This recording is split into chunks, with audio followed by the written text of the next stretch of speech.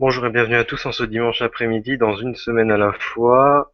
Nous nous retrouvons aujourd'hui pour clarifier une phrase du livre de la Consolation d'Isaïe, préparer le chemin du Seigneur. Alors la bête peut paraître un peu sèche au départ, mais la signification de ce passage n'est pas aussi énigmatique qu'on peut le penser. La signification du verset 3 sera d'abord élucidée, et puis celle du verset 4 enfin, et on verra comment préparer le chemin du Seigneur. Alors d'abord, que signifie préparer le chemin du Seigneur? Euh, ça sera la première question qu'on va se poser. Ensuite, là un petit peu comment faut faire pour préparer le chemin du Seigneur, puisque ça peut paraître pas très évident pour certains. Et puis ensuite, on verra qu'avec la foi, nous pouvons accomplir de grandes choses. Et puis on se quittera sur ce petit truc. Voilà. Alors, que signifie préparer le chemin du Seigneur? Préparer le chemin du Seigneur, ça peut paraître un petit peu compliqué au premier abord, mais c'est pas si compliqué en fait. Alors d'abord, préparer le chemin ne signifie pas créer une nouvelle route sur la carte de France ou du monde pour que le Christ puisse y passer. Pas besoin de dépenser des impôts pour ce projet qui serait assez faramineux, hein, parce qu'une route qui passe par chaque cœur de chaque personne du monde, vous imaginez un peu la complexité du truc. Et puis, si en plus faut faire un beau revêtement et tout ça, on n'a pas fini. Donc, c'est en fait en réalité beaucoup plus simple. Le Seigneur a juste besoin d'une route pour arriver jusqu'à notre cœur. Hein, vous êtes bien d'accord? Bon, eh bien, si on fait en sorte que chacun fasse un effort, on peut peut-être y arriver. Eh ben, il y a une recette miracle qui peut nous permettre d'y arriver et de nous y aider. Pour déblayer la route qui existe entre le cœur de Dieu et le nôtre, il faut tout simplement vivre selon l'évangile. Donc amour, joie, paix, partage, etc. C'est quand même les valeurs un petit peu essentielles de ce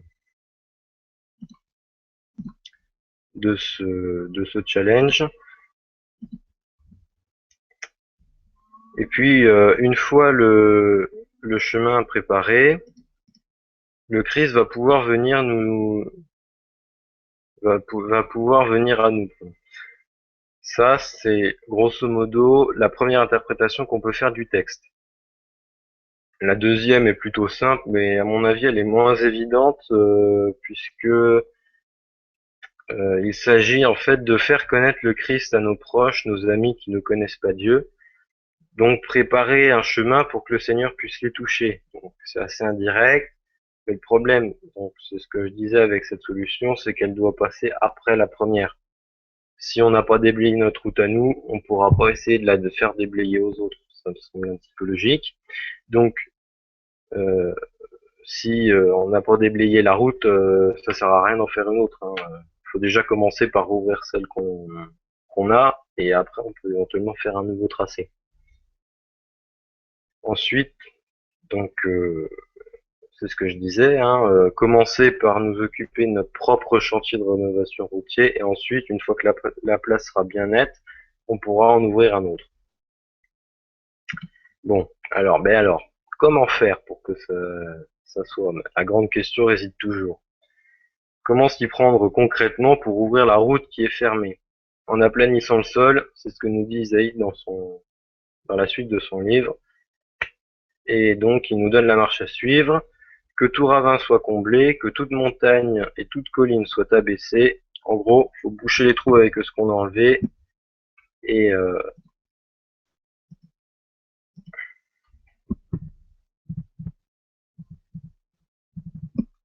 boucher les trous avec ce qu'on a enlevé.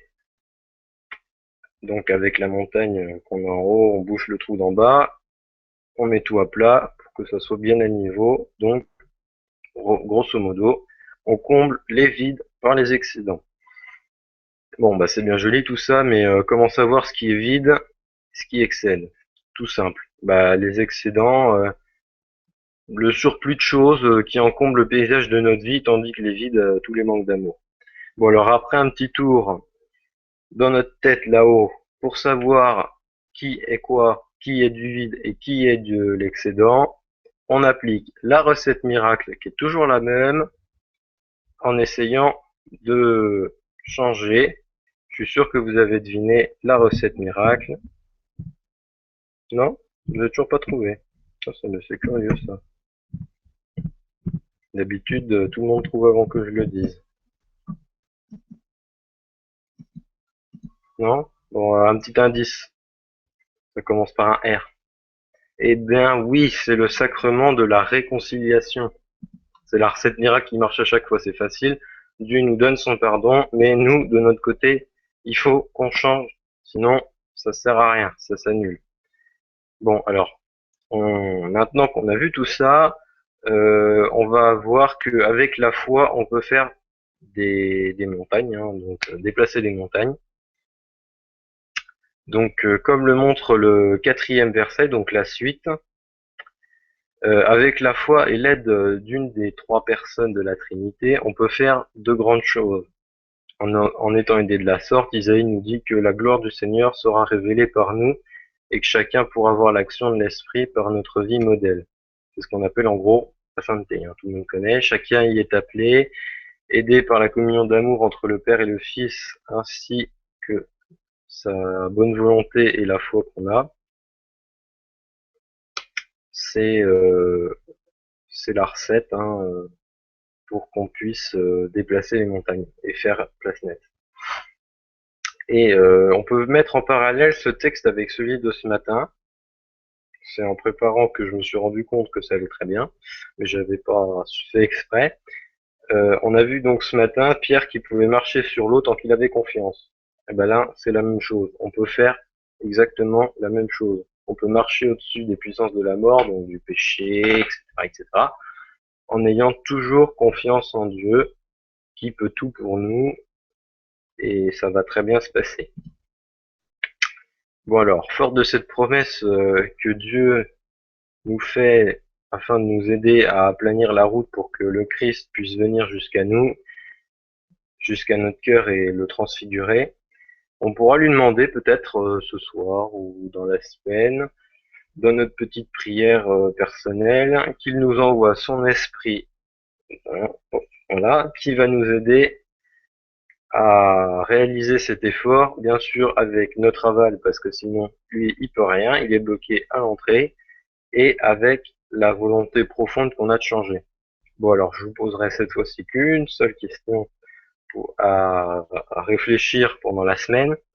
Comment est-ce qu'on peut essayer ou comment est-ce qu'on peut concrètement combler nos vides avec nos excédents? Donc place nette. Bon ben voilà, donc on en a terminé, hein. On se retrouvera forcément la semaine prochaine pour une autre émission qui tournera cette fois-ci autour de l'Esprit Saint et de ses dons, puisqu'on en a déjà parlé plein de fois. Et puis, au fait, pendant que j'y pense, combien il y a de dons de l'Esprit Saint? Réponse la semaine prochaine. Donc, si vous souhaitez revoir cette émission ou les précédentes, je vous invite à nous rendre sur notre site internet. Vous pouvez réagir avec le hashtag TVFoi ou en nous envoyant un mail à tv.lafoi-magazine@outlook.fr. Petite attention, je lance un appel à tous ceux qui seraient intéressés par un forum communautaire autour de la foi et du monde. Donc il est en ligne. Vous pouvez le rejoindre dès maintenant en vous connectant à foi-et-monde.forumfun.com.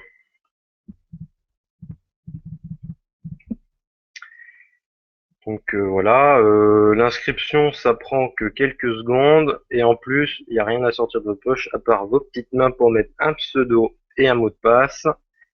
Et puis on se dit à la semaine prochaine.